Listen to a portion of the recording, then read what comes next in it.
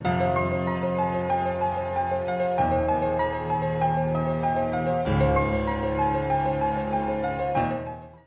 in today's session, we're going to look at PowerShell's Empire.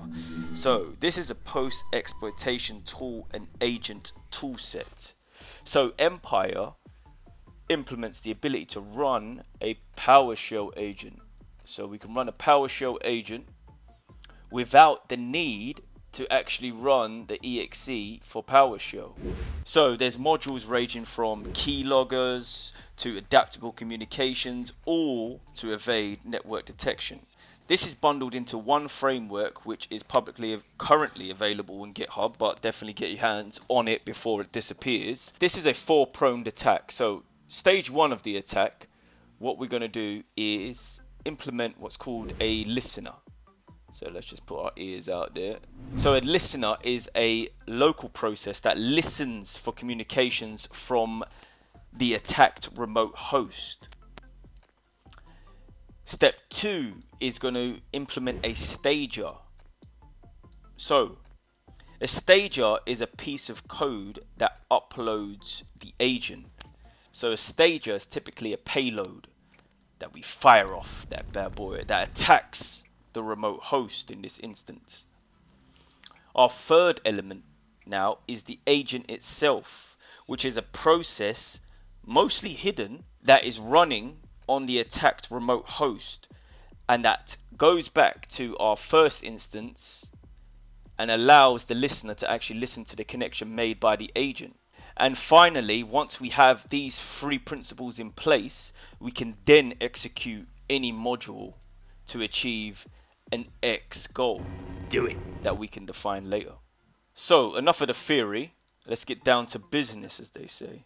So we open up our terminal, and what we want to do is enter sudo apt install PowerShell Empire. And now we're going to install the Empire framework. As you can see, I've already got it. But a word of warning here, Empire has many dependencies using Python 3.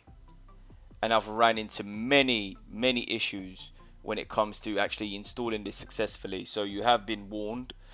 Obviously, leave a comment below if you get stuck. I'll try my best to actually help you install this and get some ethical hacking practice under your belt. So once that's done, what we do now is run sudo PowerShell Empire server. So remember, first we need to stage it. So we need to stage a server first. So let us run the server.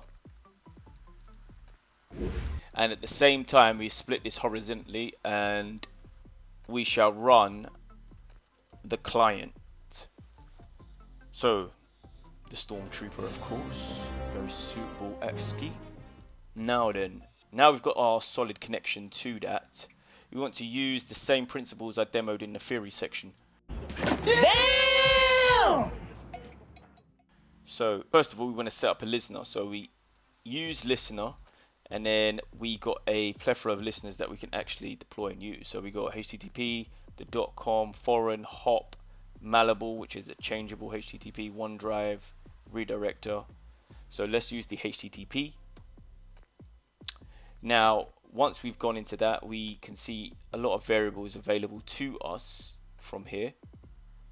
Now we want to set the port. We want to change the host address. So in another terminal below, we do an ifconfig, and we can use the attacking machine's IP as the host. So we set, and then we can set the host, and paste that. That's done. Then we can set the port. Nice. We can use any port. We can use 8080, or we can use 4321 if we wanted to. These are kind of ethereal TCP port. And then we hit execute to actually execute that listener. So that listener started. So that's stage 1 complete. Next we want to execute the stager. So we do the use command again, but this time we're not using a listener, we're using a stager. And then we can select the type of stager. Now remember, I said that the stager is the piece of code that's uploaded to the agent. So all of these are types of code that can be used to infiltrate the systems. Oh my god! Wow!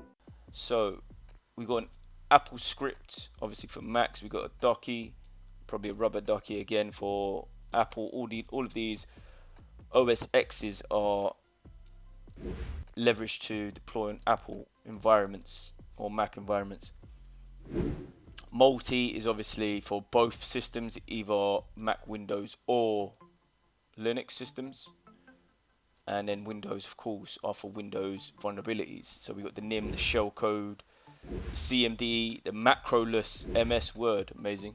Might have to do that in a different video. And we want to leverage this launcher.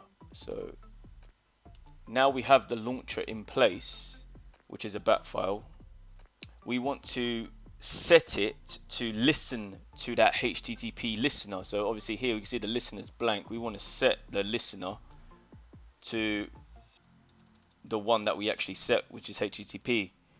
And now once that's done, we have a listener and a stager that will work in tandem together to get a job done. So what we want to hit now is execute.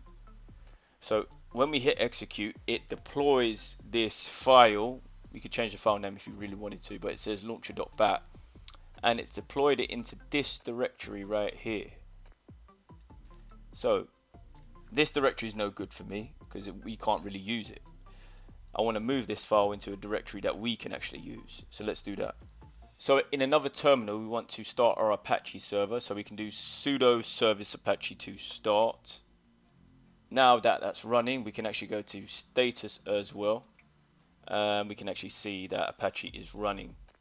Now that's done, let us continue. Nice. Let's grab this URL and we want to move it to a location that's more manageable for us. So we want to move this directory to our /var www html, which is the Apache directory, and that launcher file, this one right here, select it, and it's moved. So if we do an if config once more, just grab our attacking machine's IP address. We got that right there. Copy that. Now we can head over to our victim's machine. Okay. We can paste that IP address because now that IP address is hosting the Apache server. And then we can hit that launcher.bat file. And instantly you can see in the downloads that's been downloaded.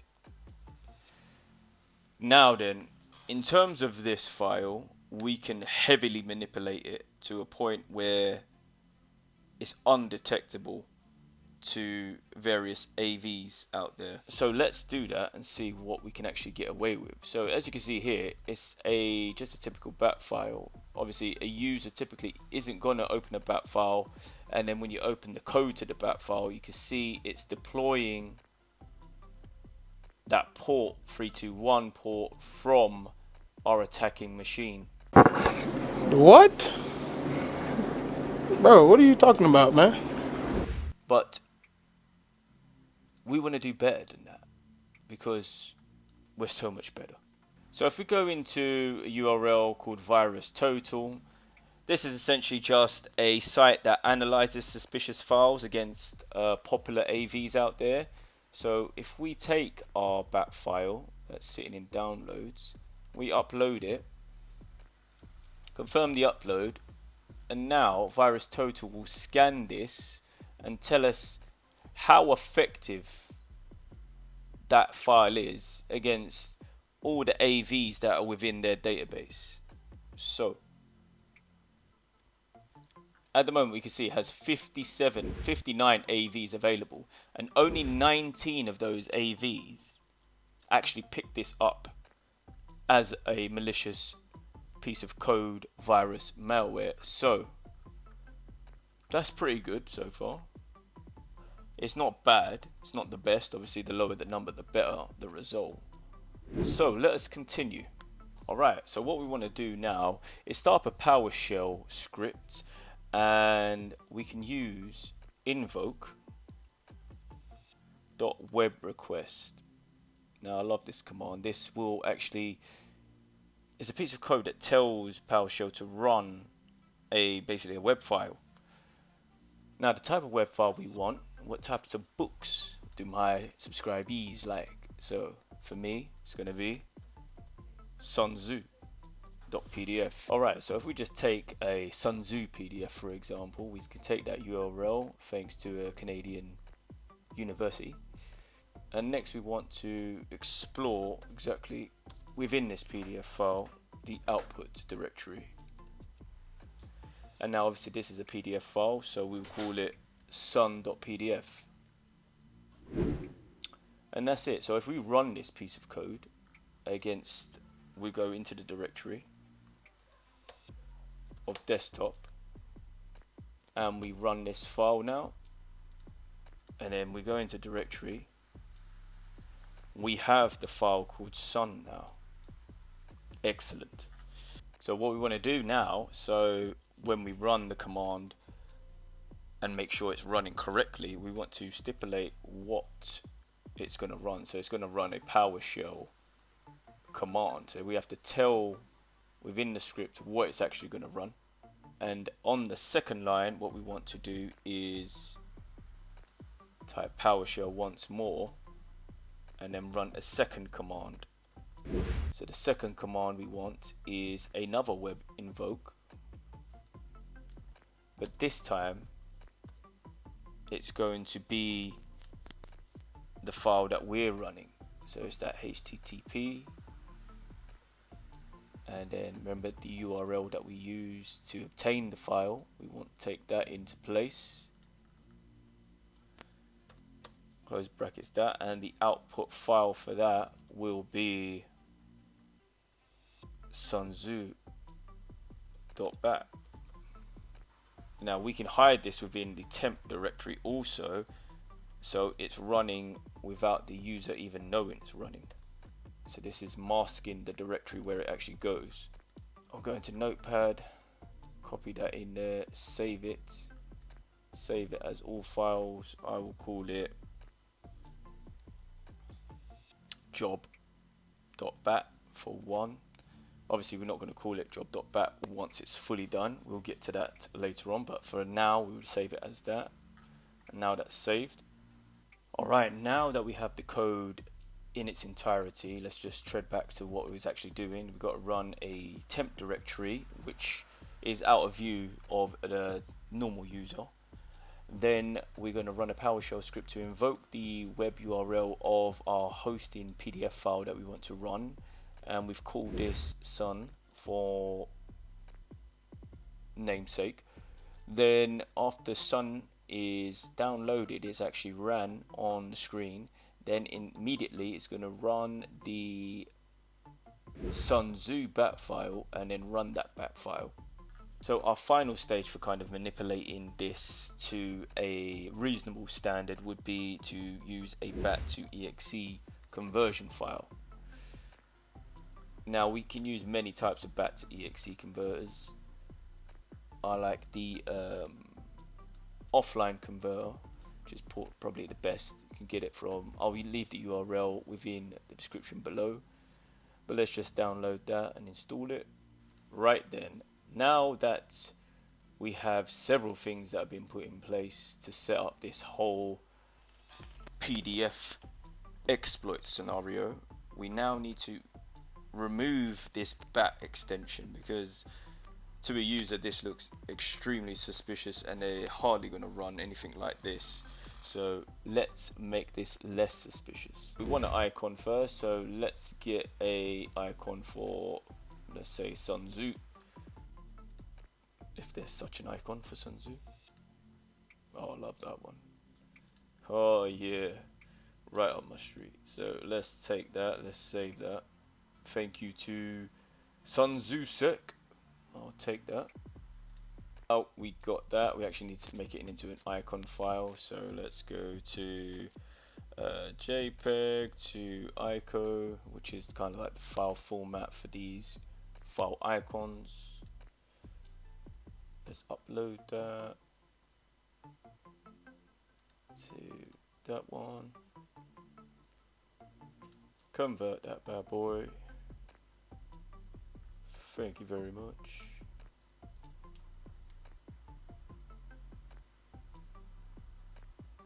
And let's download that.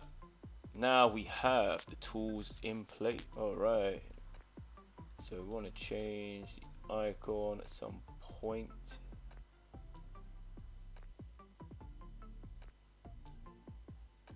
So once we select the icon, within downloads we can change it to the Sun Tzu. Then we don't need to run it as admin.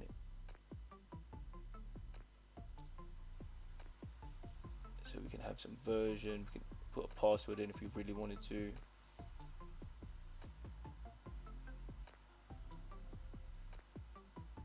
And then we can also start invisible. So we want it invisible. Do it. Now we can build it. We call it sunzu.exe. Now that's saved. You selected the start invisible option. Make sure your compile batch file does not require user input. It doesn't. And voila, what do we have right here is our sunzu.exe file. Now all the groundwork is finally done. We got the listener, we got the stager, and now we have the code in place. Wow. Finally. So now we can actually, if we run this malicious piece of code, we should get the listener and we should get the stager both communicating to each other to make the agent do its job and report back to our empire. So, moment of truth, let's run it and let's see the behavior of this. And there we have it. Instantly it's loaded up Adobe and they're enjoying their book of Sun Tzu. There was no prompts for the user, there was nothing for them but to enjoy the book. And let's take a good quote from this book, because it is a heavenly book, isn't it? Heaven signifies night and day, cold and heat, times and seasons. Isn't that such? So there we have it. If you saw that, instantly we have an agent that actually checked in right now. Call the network team. You guys just got hacked. So I think we got him on the hook now. So if we type agents, there we have it. Game over for this individual. So all they needed to do was actually click our Sun Tzu book, and now they're enjoying it here on this side of things, whereas on the other side of things we've already got an agent. So what do we do next once we've got this agent? Let's explore. Like I described, once we're in agent, it's practically game over. Now we're in the post-exploitation phase. We can actually do some things on that machine. So if we try to use the modules, we can use a plethora of modules here. There's Python scripts for days.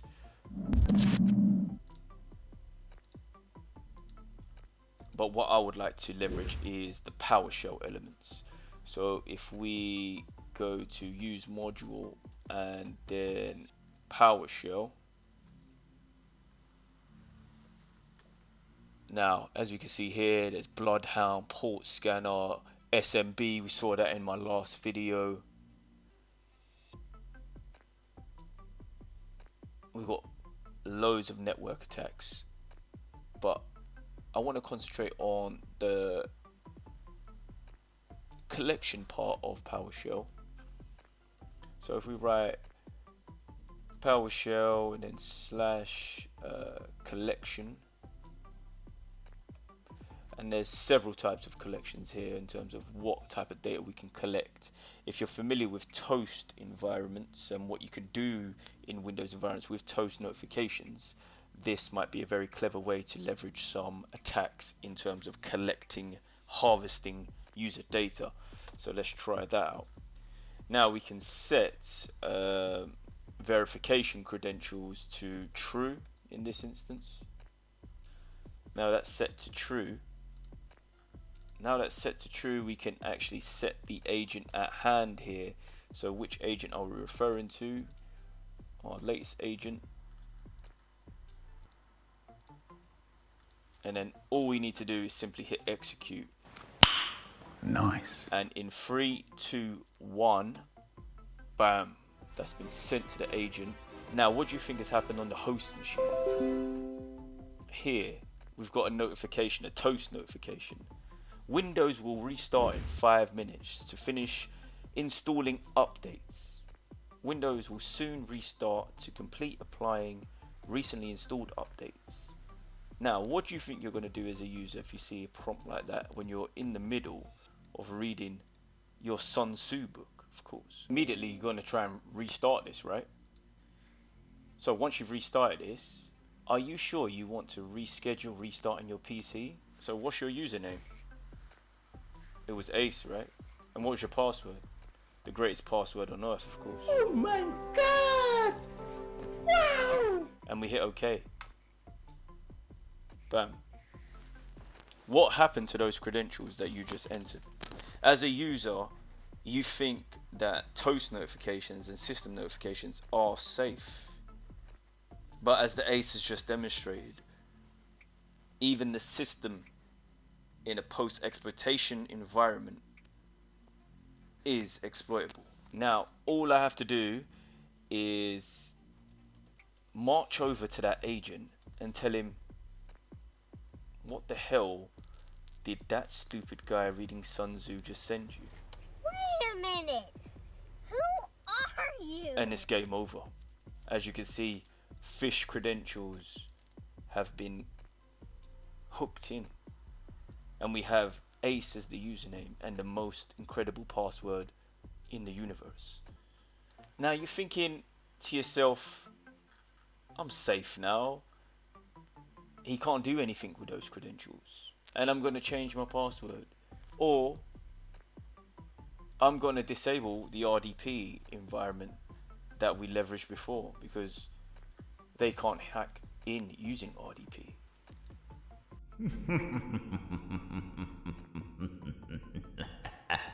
Let's think about that for 1 minute. So we go to remote. Remember, we allowed it last time for that crowbar video. If you haven't watched that, definitely watch that. This time I'm going to disallow it and I'm going to hit apply. Now we think we've plugged up that security vulnerability, but have we really? So if we head over back to our Empire and we use a different module now, and we hit PowerShell management this time, and this time we can, you can see under management how many there actually are. We can enable RDP.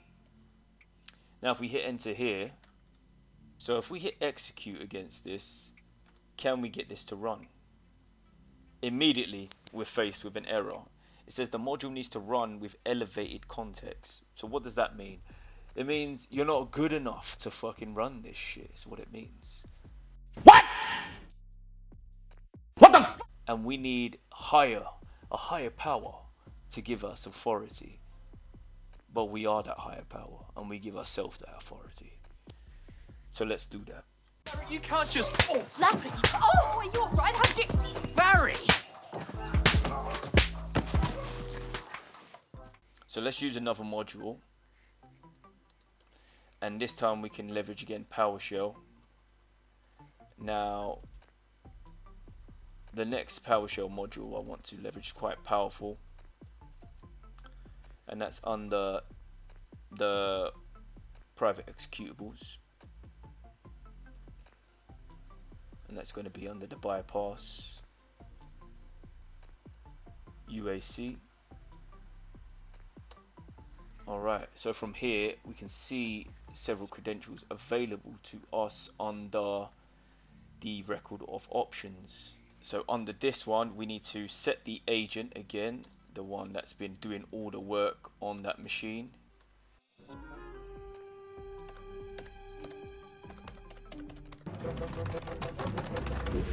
And now we also need to set the listener, because we only got one listener on there, and that's the HTTP listener.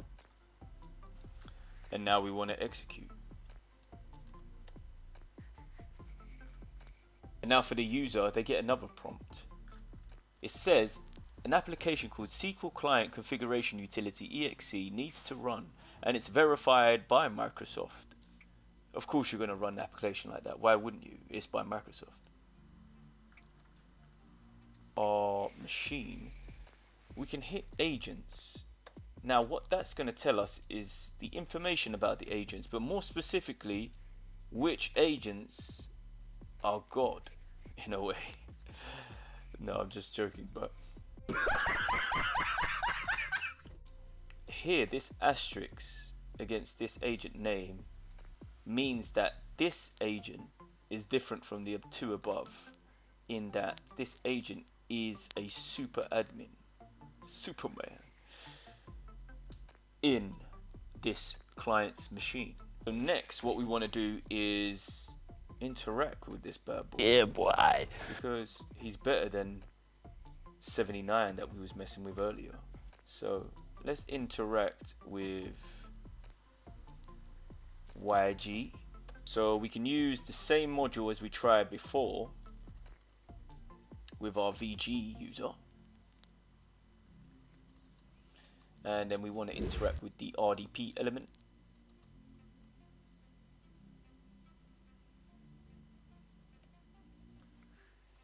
Better off spelling this out more quicker. Enable RDP, bam. 3, 2, 1, we can execute this and see what happens. Here what's scary, if you remember previously from Agent 1, should we call it, I disabled RDP and it needed that high authority to even execute this module. Now once that MySQL Microsoft published application was trusted in such a way, is given this agent more capability. In fact, we've enabled RDP that we disabled ourselves. So if we bring up another shell now and clear this rubbish underneath, and we go to x3 RDP / user, in this case it was Ace, and then we hit the password that we harvested earlier from our toast, was password 123. Then we hit the virtual instance, the IP address, and in 3, 2, 1, it's game over completely. You see, I'm on the target machine. They don't know I'm in the target machine.